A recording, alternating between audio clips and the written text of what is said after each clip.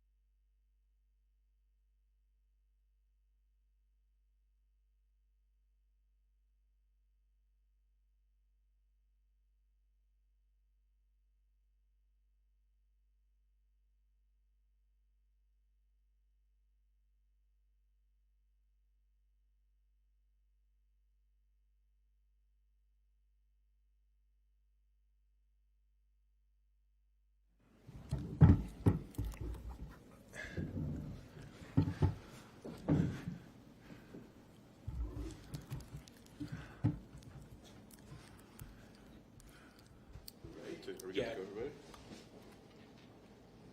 Yeah. Can you maybe start with just on Lars Eller, and then I just want to ask another question. Yeah, we're excited to bring Lars into our group. I mean, another veteran with experience that's high character individual that can move around the lineup. And, we're looking to continue to build on our depth. And he was specifically, I think, going into this free agency was different than last year, where we had more areas that we were looking to address. And it was comforting going into this year, where really we were looking for one specific area that if we could improve in it, we would. And we weren't, we had our sights set on a certain individual, and it was Lars. And if not, then we would have looked at other avenues to be able to do it. But we're excited to have him. Just how did kind of today unfold, Steve? Did you kind of said going into this, you didn't want to get caught up into, you get excited about free agency, but you didn't want to get caught up in anything. Is that fair to say? Yeah, it's fair to say, because I really don't have. I have a little bit of an idea what's going on today, but I don't really know any specifics. We were focused on our specific need and seeing if we had an opportunity to address that, and we were able to do it.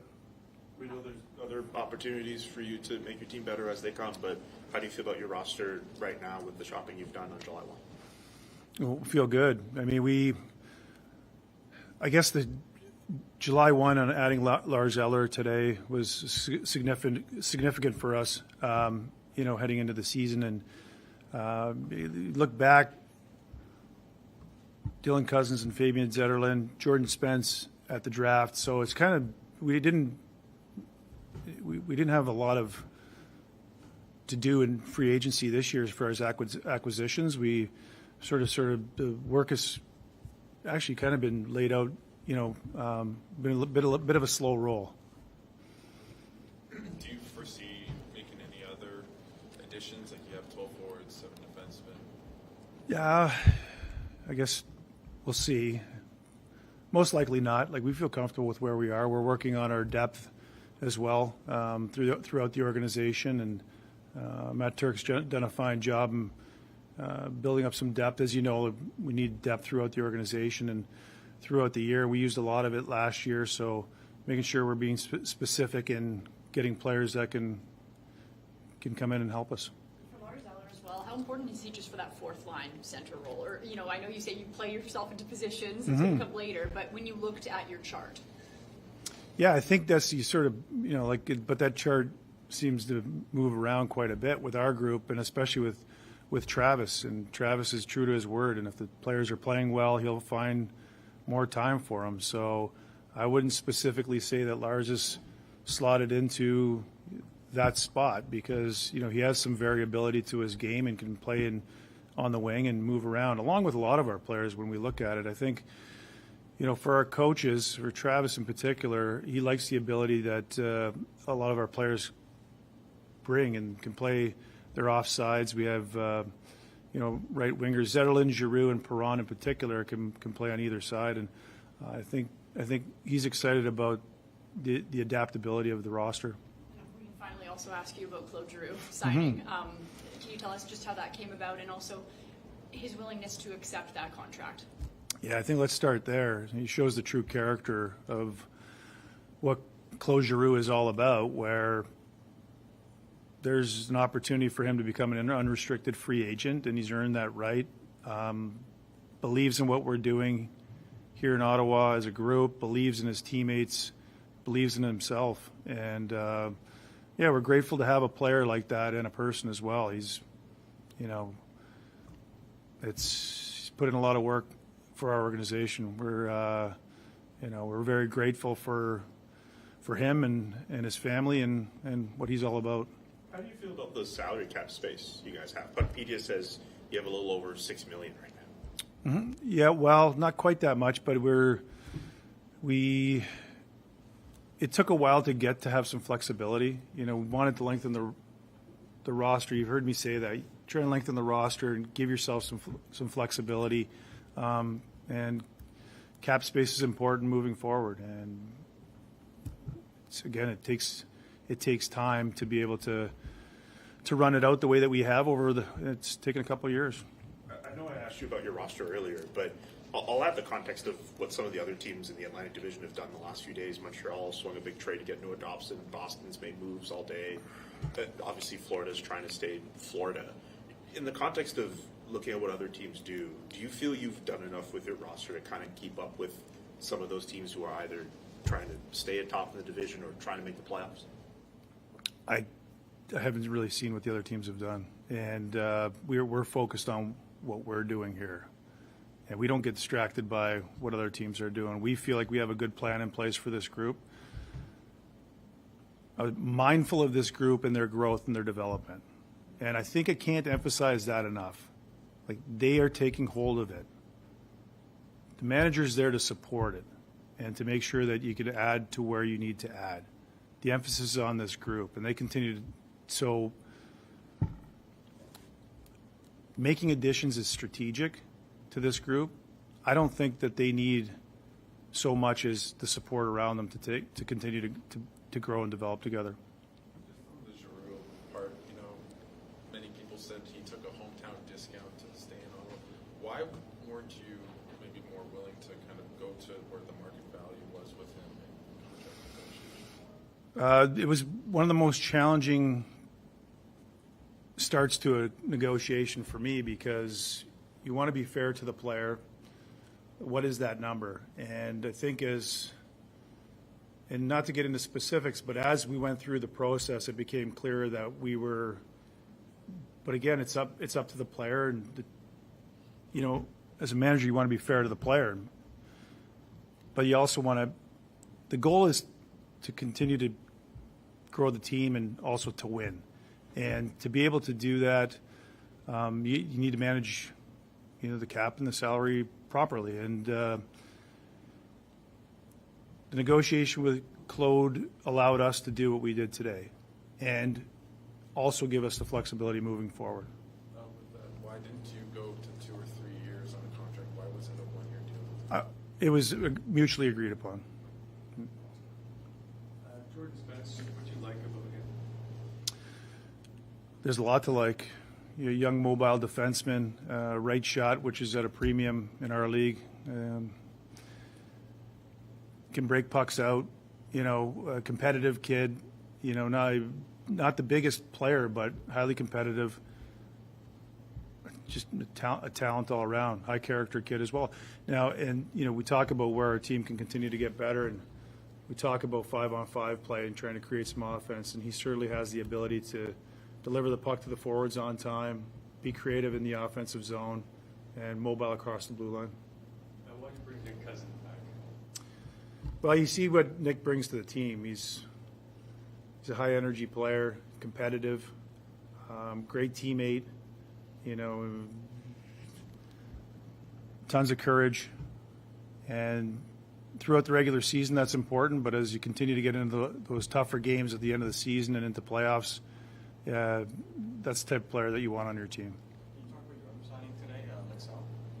Yeah, Ollie Lexell is a skilled forward that played games in the NHL last year, and we feel that adding that type of player to our team he's a great call-up option for us, and we hope that he's still at that age where I think he's got some room to develop, but certainly we think very highly of Ollie. What about Marilyn? You were able to get him signed yesterday, and he's obviously ready to make the jump. Yeah, Levy, sort of expedited his development through last year. His differentiator is his mindset and how he approaches things. The moment just doesn't seem too big for him, and he's continued to grow and develop, and we're looking forward to watching that continue. Do you expect him to be the backup next season? Yes. Yeah, I think, but his goaltending, as you look around the league, I think you need to build depth there. And Matt Sogard went through some injuries last year, but he's a heck of a prospect and a goaltender. And so we're looking forward to having that depth in the organization. Are you planning on adding another goalie to be a tandem mate for Mads in the AHL? Yes. Steve, Travis touched upon a couple weeks ago, just checking in on guys throughout the summer with what does the summer look like for you now, touching base with the guys that are coming back next year? In my communication with the players, a lot of that's through with the coaches. Yeah, I call and check in and still keep in contact with the players. But that communication is typically with the coaches. And we have a lot of our players they've kind of gone home and come back, and they'll come in early for training camp. And they did so last year. They showed a great deal of commitment getting ready for training camp, and I expect the same this year. Shane, and those, extension eligible, I think as of today, do you expect to have any negotiations over a contract extension? Yes. Like soon? Soon enough, I hope. I mean, we feel like Shane's a big part of this group. That's it? That's all? Okay. Maybe expect some more bubble signings later today, or? Yeah, we'll continue to work on it. I mean, there's some of them are pending, so I'm not sure. By the time we walk downstairs, they could be out already. Yeah. Thanks, guys. Thanks.